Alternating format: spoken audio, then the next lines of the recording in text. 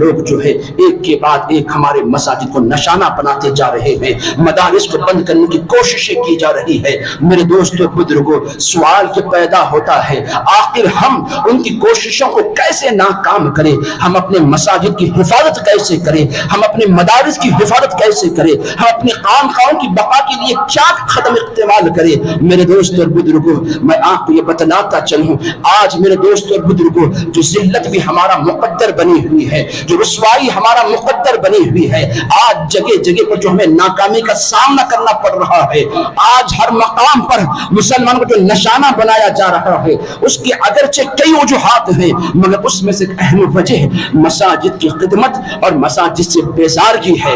آج میرے دوستو اور بزرگوں، یہ مساجد سے ہماری دوری، یہ مساجد سے ہمارا لا تعلق ہو جانا، مساجد کی خدمت سے جی چرانا، یہ وہ اعمال ہے جس کی وجہ سے ذلت ہمارا مقدر بن چکا ہے۔ ورنہ وہ وقت بھی ہوا کرتا تھا میرے دوستو اور بزرگوں، ہم نے اپنی نگاہوں سے یہ منظر بھی دیکھا ہے، آج سے کچھ سال پہلے بھی میرے دوستو اور بزرگوں، کئی ایسے لوگ جن کا اسلام سے کوئی تعلق نہ تھا، آج بھی ہم بظاہر بس مقام پر دیکھتے ہیں غیر قوم والے ہیں، اگر ان کے گھر میں بچے کبھی بیمار پڑ جاتے ہیں، وہ بچوں کو دعا کروانے کے لیے، دم کروانے کے لیے ہمارے مساجد دروازے پر دکھائی دیا کرتے تھے۔ یہ وقت بھی ہم نے اپنی نگاہوں سے دیکھا ہے، جہاں ہم اپنے چپل چھوڑ کر اندر آتے ہیں، اس مقام پر وہ غیر بیٹھا کرتے ہیں، کبھی اپنے بچوں کو، چھوٹے بچوں کو وہاں سلا دیتے ہیں، کبھی وہاں کی مٹی لے کر آنکھوں پر ان کے جسم پر مل دیتے ہیں، اور کبھی کبھار ہمارے مسجد سے نکلنے کا انتظار کر رہے ہوتے ہیں، اور جب مسجد سے نکل رہے ہوتے ہیں، وہ غیر جو ہے ہر ایک مسجد سے نکلنے والے نمازی کے سامنے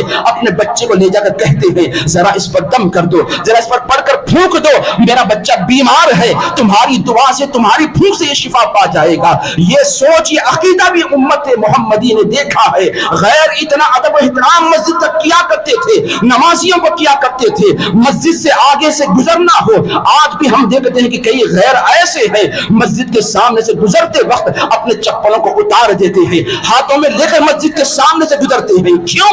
مسجد کا ادب، مسجد کا احترام یہ کس بنا پر تھا؟ یہ اس وقت تک موجود رہا جب تک کہ ہمارے دلوں میں اس مسجد کی قدر باقی تھی، جب تک ہم اپنے سجدوں کے ذریعے سے مساجد کو آباد کرنے والے تھے، جب تک ہم قرآن مقدس کی تلاوت کے ذریعے سے خدا کے گھر کو آباد کرنے والے تھے۔ یہ عزت، یہ تکریم، یہ تعظیم ہم نے اپنی نگاہوں سے دیکھا ہے، اور جب سے میرے دوستو بزرگوں ہم نے مسجدوں کو آباد کرنا چھوڑ دیا ہے، جب سے ہم نے مسجدوں سے منہ موڑ لیا ہے، جب سے ہم نے خدا کے گھر کو اپنے سجدوں سے، اس کے کلام کی تلاوت سے ہم نے محروم کر ڈالا ہے، ذلت ہمارا مقدر بن چکی ہے، آج رسوائی ہمارا مقدر بن چکی ہے۔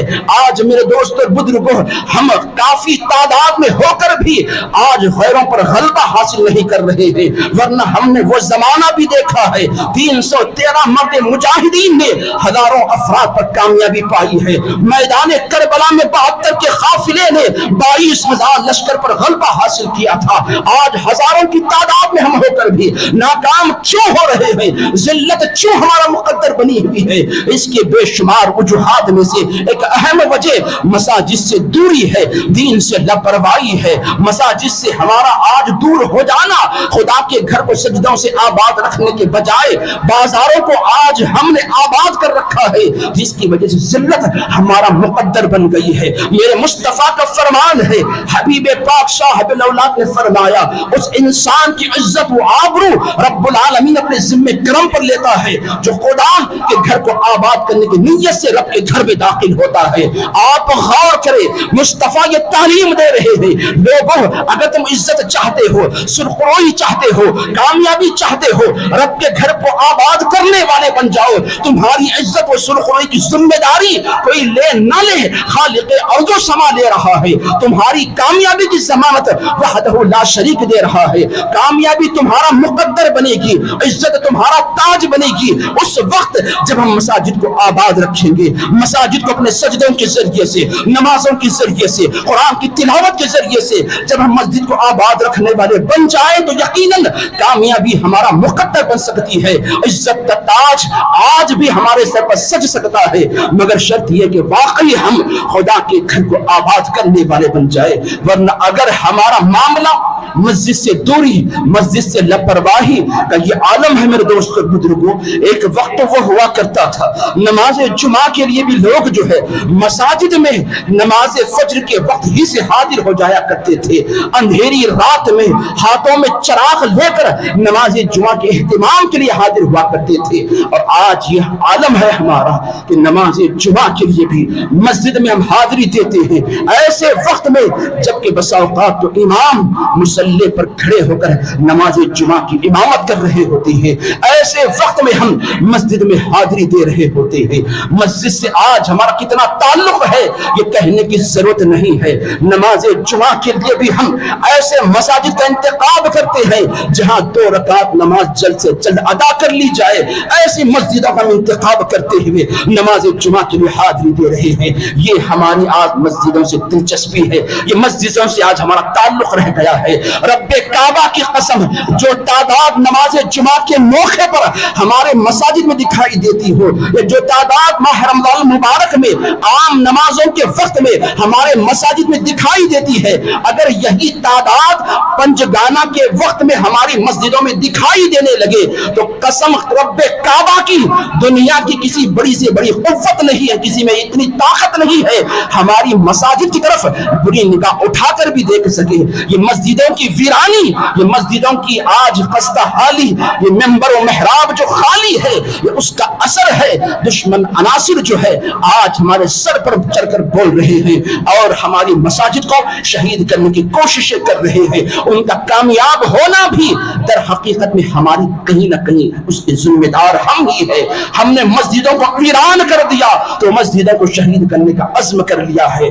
آج اگر ہم یہ عہد کر لے کہ ہم جو ہی آواز سنیں گے نماز پنجگانہ کی پابندی کریں گے، ہم اپنے مساجد کو آباد رکھیں گے، ہم اپنے مساجد کو سجدوں کے ذریعے سے آباد کریں گے، قرآن کی تلاوت کے ذریعے سے سجائیں گے، ذکر و اذکار کے ذریعے سے مساجد کو سجائے رکھیں گے، تو وہ دن دور نہیں جب کامیابی ہمارے قدم چومے گی اور کسی میں اتنی قوت نہیں ہوگی کہ وہ ہماری طرف بری نگاہ اٹھا کر بھی دیکھے یا ہمارے مساجد کو یا ہمارے مدارس کو نقصان پہنچانے کے متعلق غور و فکر بھی کرے. خدا میرے دوستو بزرگوں، یہ اللہ کے گھر اسی وقت محفوظ رہ سکتے ہیں جب حقیقی معنوں میں ہم اس کے محافظ بن جائے. اس مسجد کی حفاظت کے لیے میرے دوستو بزرگوں ہمیں قانون کو ہاتھ میں لینے کی ضرورت نہیں ہے. مساجد کی حفاظت کے لیے تلوار لے کر میدان میں نکلنے کی ضرورت نہیں ہے. مساجد کی حفاظت کے لیے غیروں کا قتل کرنے کی ہمیں ضرورت نہیں ہے. مساجد کی حفاظت کرنا چاہتے ہو سجدوں کے ذریعے سے مساجد کو آباد کرو. تمہارے سجدے تلوار سے زیادہ ان پر وار کریں گے. تمہارا رب کی بارگاہ میں گرانا بمباری سے زیادہ ان پر اثر کرے گا. تمہارا نماز پنجگانہ بجماعت مساجد میں ادا کرنا دشمنوں کی شکست کے لیے اس سے بڑھ کر کوئی اور ہتھیار نہیں ہے. خدا کے گھر کو سجدوں سے آباد کرو، رب کی بارگاہ میں سجدے میں گڑگڑاتے ہوئے دعائیں کرو، پھر دیکھو رب تمہارے مقدر کو کیسے نہیں بدلے گا، کامیابی کیسے ہمارے قدم نہیں چومے گی اور ہمارے مقدر میں خدا عزت و سرخوری کیسے اور کیوں عطا نہیں فرمائے.